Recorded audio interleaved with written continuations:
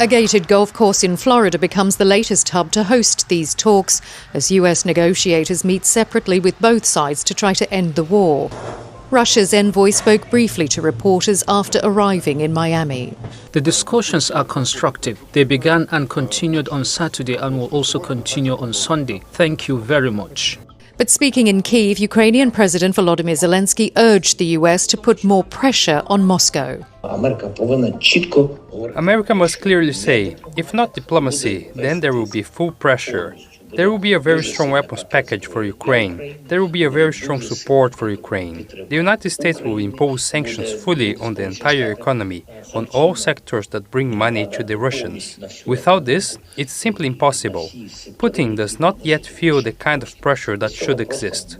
For months, the Trump administration has led high-profile talks. While Kyiv has made some concessions, Russian President Vladimir Putin made it clear on Friday he is not in the mood to negotiate. We are ready and willing to resolve the conflict by peaceful means on the basis of the principles that I set out in June of last year at the Russian Ministry of Foreign Affairs, and provided that the causes that led to this crisis are eliminated.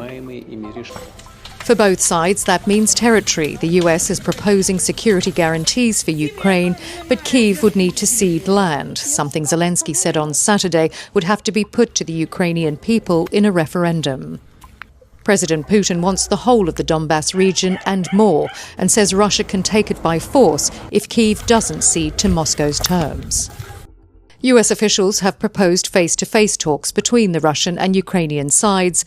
As all are in Miami, they say it makes sense. The last time the two sides met across the table was in Istanbul in July, when they agreed to a prisoner swap.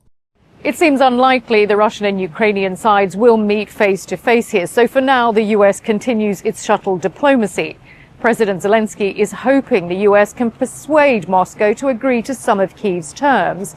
But with President Putin standing firm, it seems unlikely these talks will break the impasse or end the war by Christmas, as President Trump had hoped. Selena Downs, TRT World in Miami.